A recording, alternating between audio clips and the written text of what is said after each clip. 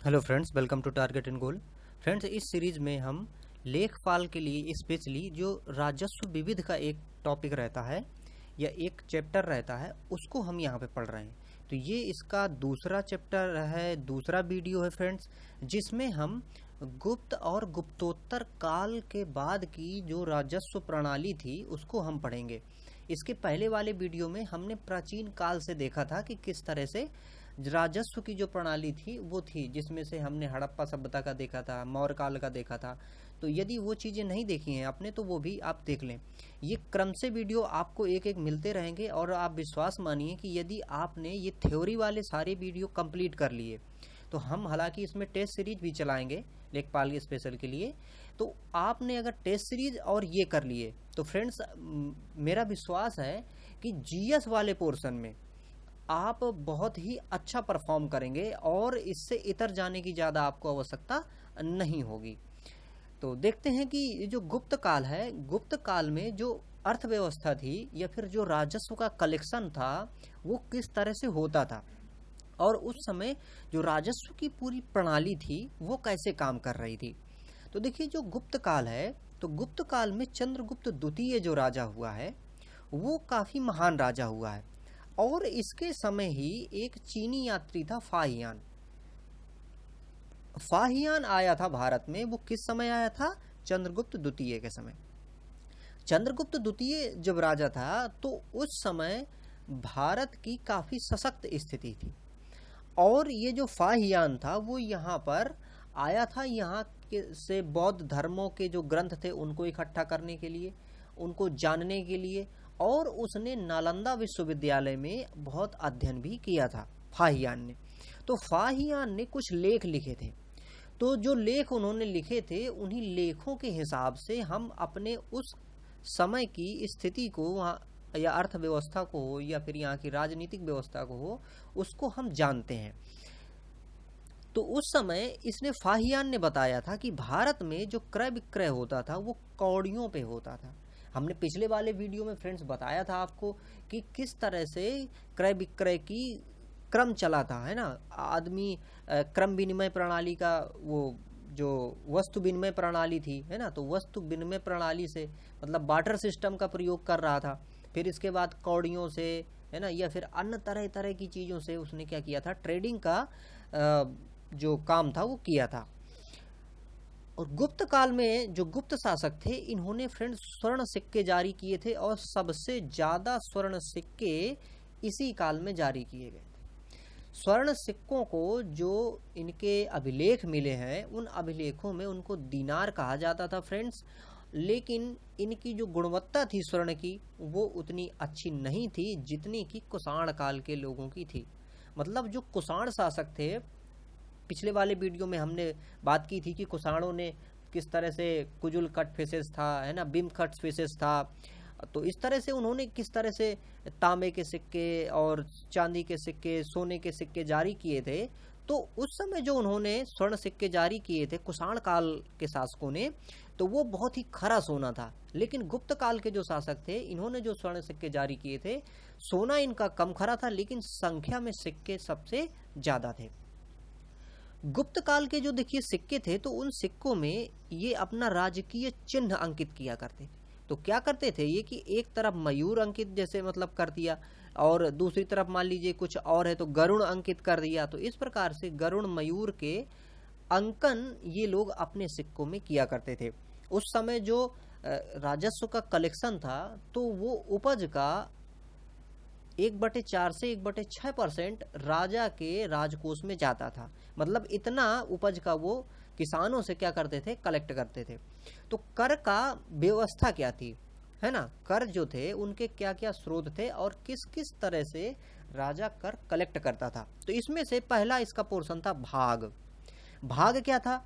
राजा को भूमि के उत्पादन से प्राप्त होने वाला 6वां हिस्सा, है ना, 1/6 हिस्सा, इससे कहते थे हम भाग।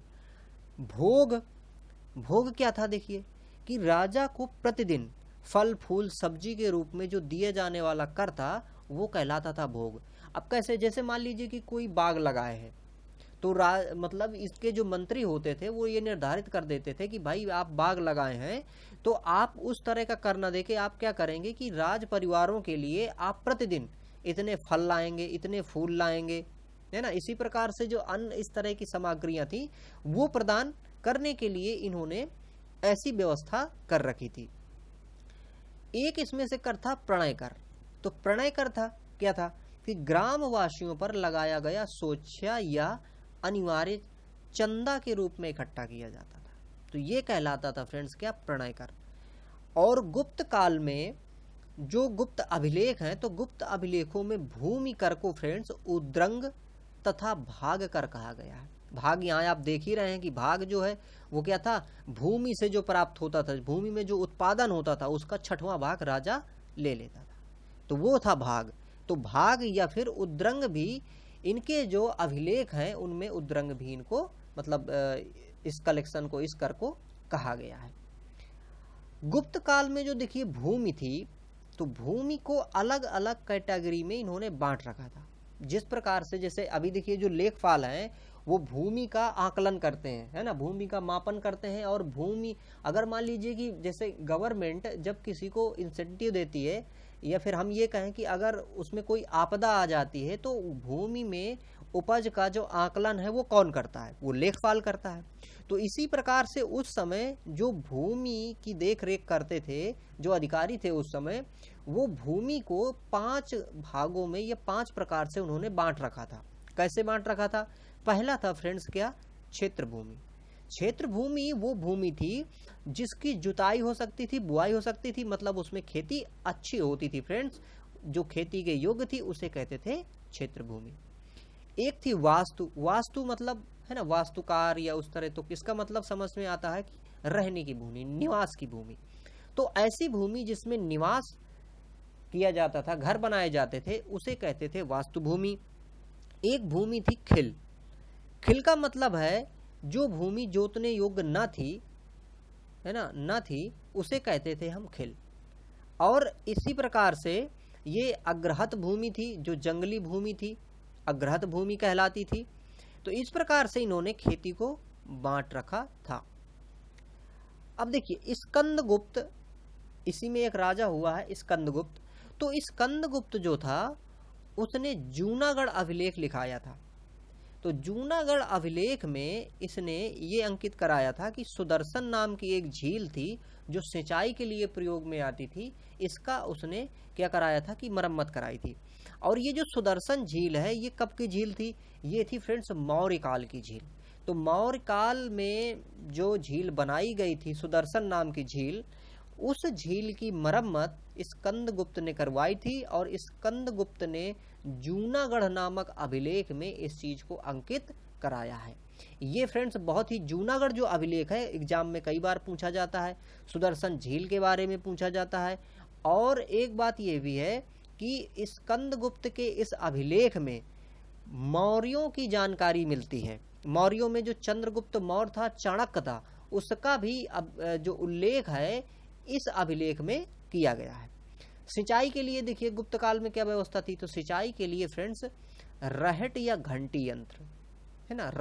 रहट क्या था कि बैलों द्वारा चलाया जाने वाला एक वो था जिसमें से नीचे कुएं से पानी निकाला जाता था और फिर खेतों की सिंचाई की जाती थी। तो इस प्रकार से जो गुप्त काल था वहाँ की ये राजस्व व्यवस्था और राजस्व प्रणाली वहाँ की इस तरह से काम कर रही थी। अब देखिए हम देखते हैं गुप्तोत्तर काल। तो गुप्त काल के जो बाद काल आया जिसे हम गुप्तोत्तर काल कहते हैं। तो गुप्तोत्तर काल में क्या है कि एक राजवंश हुआ जिसे हम कहते हैं पुष्यभूति वंश। पुष्यभूति वंश में एक राजा था हर्षवर्धन। तो हर्षवर्धन इस वंश का महत्वपूर्ण या कहें कि प्रमुख राजा हुआ है। और हर्षवर्धन के समय में ह्वेनसांग, चीनी यात्री ह्वेनसांग कब आया था? हर्षवर्धन के समय, जो कि पुष्यभूति वंश का राजा था हर्षवर्धन। तो हर्षवर्धन जो था वो काफी धार्मिक राजा भी था और उसने लगभग काफी वो प्रणाली अपना ली थी जो प्रणाली गुप्त काल में अपनाई जा रही थी। जैसे देखिए भाग है ना, भूमि से उपज लेने के लिए। और हिरण्य मैंने आपको पीछे फ्रेंड्स इंगित किया था, ये पीछे बताया था मैंने पहले वाले वीडियो में कि हिरण्य क्या था, अगर नगद अगर कर लिया जाता है तो उसको हिरण्य कहते थे। और देखिए बलि भी क्या कहते थे कि जो राजा को दिया जाता था जो कर, उसे बलि भी कहते थे। और ये भूमि से जो थे वो पदार्थ या जो भी पैदा होता था उसको राजा लेता था। तो ये लगभग उन्होंने क्या किया था कि पुरानी जो भी प्रणाली थी उसको इन्होंने अपना लिया था। भूमि कर इन्होंने निर्धारित किया था। इस समय जो हेनसांग जो आया था हर्षवर्धन के समय, तो उसने इसका बहुत ही अच्छा वर्णन किया है कि यहाँ पर जो लोग थे वो सुखी थे और भूमि कर 1/6 से ज़्यादा नहीं लिया जाता था उपज का। तो इस तरह से चीज़ें इन्होंने कही हैं। और भूमि में देखिए भूमि कुछ इस तरह की थी, इधर बटी हुई थी। जैसे बहीत था, बहीत का मतलब था जो भूमि बोई जाती है उसे कहते थे बहीत। आकृष्ट भूमि थी जिस भूमि में खेती नहीं की जा सकती है। और इसी प्रकार से बंजर या फिर इरण भूमि भी थी, जो मतलब बंजर रहती थी, जिसमें सिंचाई की सुविधा नहीं थी और जिसमें खेती नहीं की जा सकती थी। सिंचाई का जो साधन था इस समय देखिए झील थे, नहर थे, तालाब थे और रहट या अरघट था। तो इस समय ये सारे सिंचाई के साधन थे। किस समय? गुप्तोत्तर काल या फिर कहें हम पुष्यभूति वंश या फिर कहें हर्षवर्धन के समय में। गुप्त काल के बाद ही कुछ छोटे छोटे क्षेत्र में कुछ राजा रहे, जिससे कि चंदेल राजाओं की बात करें हम, तो चंदेल राजाओं का कुछ जो प्रमुख इस क्षेत्र में योगदान है वो है फ्रेंड्स जलाशयों के रूप में। तो राहिल्य एवं कीर्ति है ना, ये जो जलाशय हैं ये चंदेल राजाओं के द्वारा बनाए गए थे। इसी प्रकार से परमार राजा जो हुए, तो परमार राजा ने ये मुंज एवं भोज जलाशय कहाँ पे? भोपाल में है ना। कीर्ति कहाँ पे है? ये महोबा में है। तो इस प्रकार से इन जलाशयों का इन्होंने निर्माण कराया था, जिसका प्रयोग ये सिंचाई के लिए और पेय के जल के लिए भी वहां पर किया जाता था। इसी समय एक और मतलब एक कंटेस्ट में हम एक चीज देखते हैं फ्रेंड्स, संगम काल। ये संगम काल जो है ये दक्षिण भारत से संबंधित है और संगम का मतलब होता है कि मिलना, है ना। तो वहां पर क्या होता था कि कुछ ऐसी धार्मिक समितियां थी, वो आपस में मिला करती थी और वहां पर ज्ञान का आदान प्रदान और ज्ञान का एक सिस्टमेटिक उसको स्थानांतरित करने या फिर उसको रखने के लिए एक व्यवस्था की जाती थी, जिसे हम संगम कहते थे। तो संगम काल मतलब दक्षिण भारत के जो उस समय जो राज्य थे, पांड था, चेर था, ये जो राज्य थे, तो उस समय ये राज्यों की वहां की क्या व्यवस्था थी उसको थोड़ा सा यहाँ पर हम देख रहे हैं। अब देखिए उस समय जो दक्षिण भारत का जो क्षेत्र था, इस दक्षिण भारत के क्षेत्र में जैसे हम ये कहें कि मान लीजिए ये अपना इंडिया था ना, तो इसमें जो ये वाला नीचे वाला पोर्शन था, इस वाले पोर्शन में जो राजा उस समय रह रहे थे वहां पर जो खेती होती थी उसमें क्या देखिए गन्ना, रागी, चावल है ना और कपास, ये वहां की मुख्य फसलें थी। चेर राज्य जो था फ्रेंड्स, वहां पर कुछ चीजें महत्वपूर्ण थी, है ना, और कुछ चीजें बहुत ही विख्यात थी। इनका वर्णन वहां के कवियों ने भी बहुत ही मर्मज्ञ तरह से किया है। जैसे क्या? कटहल, है ना, काली मिर्च और वहां की भैंस और हल्दी। तो ये चीजें प्रसिद्ध थी वहां। और वहां पर एक बात ये कही गई है कि वहां पर उपज इतनी अच्छी होती थी, इतनी ज्यादा होती थी कि जितने में एक हाथी लेटता है या बैठता है, उतने अगर जमीन से काट लिया जाए, मतलब वो निकाल लिया जाए धान या गेहूं जो भी है उधर का अनाज, तो वो 7 लोगों के भोजन के लिए पर्याप्त होता था। तो ये चीज वहां पर इस तरह से इंडिकेट की गई थी। तो फ्रेंड्स ये हमने देखा। इसी के साथ हम आगे क्रम से आपको ये वीडियोस प्रोवाइड करते जाएंगे। अगर आप ये पूरी सीरीज देख लेंगे तो ये फ्रेंड्स पुराने वाले एग्जाम्स को देखकर भी बनाया जा रहा है। तो आपको मुझे विश्वास है कि सारे क्वेश्चन आप इस जो भी टॉपिक के आएंगे आप कर लेंगे। तो फ्रेंड्स इस वीडियो को आपने देखा, आपका बहुत बहुत धन्यवाद। Thank you for watching.